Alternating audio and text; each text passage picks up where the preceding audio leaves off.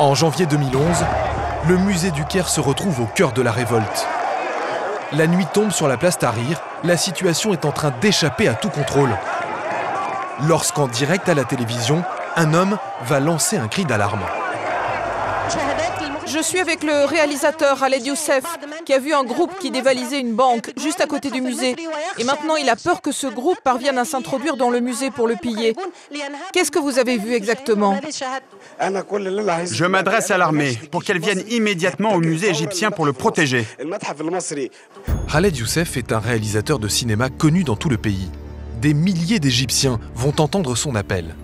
Je demande aux gens de ne pas respecter le couvre-feu et d'occuper le terrain jusqu'à ce que l'armée arrive. Peu importe qu'on nous frappe, il y a des choses plus nobles que notre sang. Si notre musée est attaqué, ça va finir comme les pillages qui ont eu lieu en Irak pendant la guerre. Immédiatement, une chaîne humaine s'organise autour du musée. Pendant 14 jours, des milliers de volontaires vont se relayer pour monter la garde. Vous êtes là pour protéger le musée? Oui. Et vous avez passé toute la journée ici? Oui. Et la nuit dernière aussi. 4 ans après la Révolution, Khaled Youssef n'oublie pas cette nuit qui a fait de lui un héros. Une notoriété qui lui vaut d'être régulièrement arrêté par des admirateurs.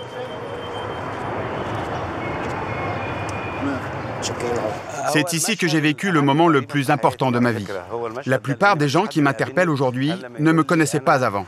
Et ils me disent « On t'a vu à la télé pendant la Révolution. C'est toi qui pleurais en disant « Sauvez le musée du Caire ». Voilà les merveilles que Khaled Youssef a contribué à protéger. 160 000 objets découverts dans toute l'Égypte. Des statues, du mobilier funéraire finement sculpté et recouvert d'or fin, des momies ou encore des bijoux royaux à la valeur inestimable. Tous ces trésors sont exposés dans des salles vétustes, où les conditions de sécurité n'ont pas beaucoup changé depuis l'ouverture du musée, il y a plus d'un siècle.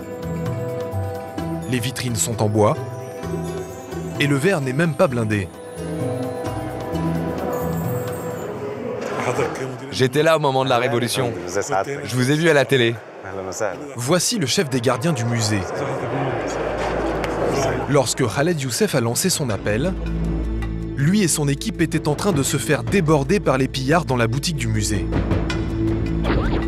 Comme le montrent ces images de vidéosurveillance.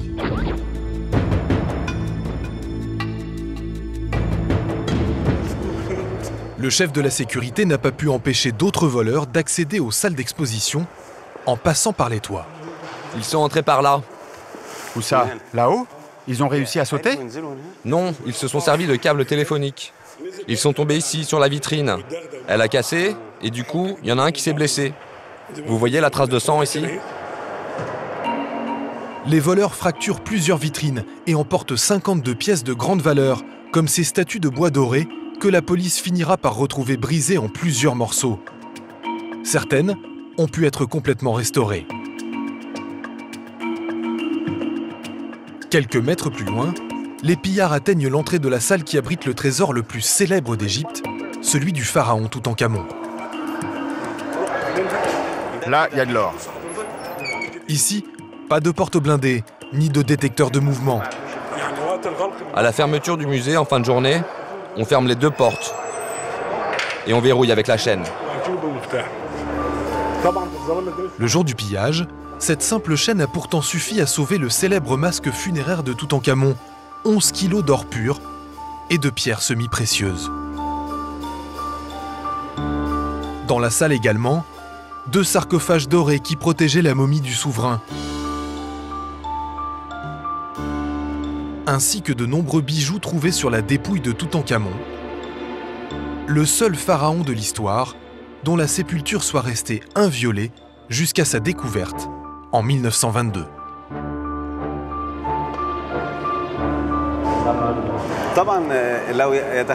Imaginez ce que penserait le monde si le masque de Toutankhamon, une pièce vieille de plus de 3000 ans, disparaissait. Comment on se serait justifié vis-à-vis de l'humanité de ne pas avoir su protéger une antiquité aussi importante? La police a finalement arrêté plus d'une dizaine de pilleurs et retrouvé plus de la moitié des pièces volées au musée ce jour-là. Pour mettre son patrimoine archéologique à l'abri, l'Égypte a lancé un gigantesque projet. Chaque semaine, un convoi quitte le musée du Caire sous haute surveillance. Dans cette caisse, des antiquités pharaoniques qui vont discrètement traverser la ville. Escortés par une dizaine de policiers dans des voitures banalisées.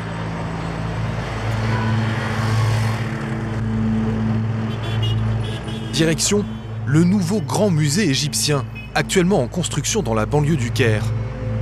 Un chantier de près d'1 milliard d'euros pour ce qui doit être le plus vaste musée d'antiquité du monde. 600 mètres de longueur, au pied des pyramides de Gizeh. Cette construction de béton aux allures de forteresse, ce sont les zones de stockage du musée. Ces entrepôts sont ultra sécurisés. La présence d'une caméra y est exceptionnelle. C'est le directeur du musée lui-même qui a suivi la conception et l'avancée des travaux. Ce musée a été testé contre les explosions et contre les intrusions. C'est un bunker conçu pour accueillir le patrimoine de l'humanité que l'Égypte a le devoir de protéger. C'est également ici que se trouvent les laboratoires de restauration d'antiquités les plus modernes du pays. La qualité de l'air ambiant y est contrôlée en permanence pour ne pas détériorer les objets qui s'y trouvent. Voici l'un des lits du pharaon Toutankhamon. Il est fait de bois et recouvert d'or. Comme chaque pièce qui arrive ici, ce lit nécessitera des dizaines d'heures de restauration avant de pouvoir être exposé. Comme vous le voyez, nous travaillons sur des matières organiques, le bois ou les fibres naturelles, qui ont près de 3500 ans. Cela veut dire qu'ils sont parfois dans un état critique. Et notre personnel a pour mission de prolonger leur vie et de les préparer pour une exposition future. Ce lit sur lequel le pharaon a peut-être dormi n'a encore jamais été montré au public. Et le grand musée promet de plonger le visiteur dans l'intimité de Toutankhamon, avec cette collection de linge et de sous-vêtements en lin lui ayant appartenu. Tout a été retrouvé intact dans sa tombe. Pour la première fois, l'intégralité des objets qui ont été trouvés dans la tombe de Toutankhamon sera exposée. Jusqu'à présent, le public ne connaissait qu'un tiers environ de ce qui a été découvert. Maintenant, l'ensemble des 4500 objets de la tombe sera exposé ici. C'est dans cette salle, la plus sécurisée de tout le musée, que ces milliers d'objets jamais montrés au public sont entreposés. Ils apportent un éclairage inédit sur le quotidien de Toutankhamon il y a plus de 3000 ans. Mobilier, barques funéraires miniatures, boîtes à provisions et même différentes sortes de fruits et de graines dans un état de conservation étonnant. Il y a aussi ces boomerangs de chasse incrustés au nom du pharaon. Ou encore les sandales de Toutankhamon. La technique de fabrication de ces sandales, comme ce sont des objets royaux, est très soignée. Leur degré de perfection surpasse celui de n'importe quelle sandale fabriquée aujourd'hui avec des machines industrielles. Les découvertes les plus émouvantes du trésor de Toutankhamon sont pour l'instant conservées dans ces 2 boîtes en carton. Et voici un triste épisode de l'histoire de Toutankhamon. Ces 2 fœtus de petites filles mortes avant terme qui ont été enterrées avec lui dans sa tombe. 2 petites momies qui sont sans doute les filles du pharaon. Pour la première fois, elles seront exposées dans notre grand musée égyptien, comme partie intégrante du trésor complet de Toutankhamon.